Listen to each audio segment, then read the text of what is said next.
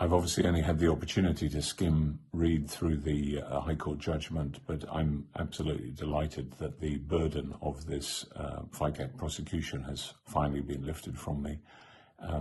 Hopefully there'll be some significant publicity given to the High Court judgment. What I've been able to see from my quick read through is it's a major win for journalism, recognising and marking out very clearly the responsibilities that the state has to encourage and protect journalists and citizen journalists as well, and their ability to access and comment on the affairs of state and state bodies. Also, there's a significant amount of criticism in there about FICAC, particularly how the nature of which they brought the prosecution against me failed to meet the kind of critical tests that are normally applied. And unfortunately, this rush to bring prosecutions, it doesn't just relate to me, but you see this now in the media again and again with some of the recent FICAC prosecution cases this week and in the weeks and months beforehand.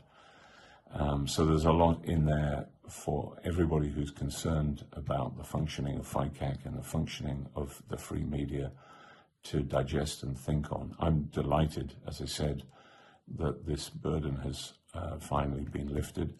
I've tried to wear this prosecution of me with as much good grace as I can. I've kept smiling, I've kept on the front foot.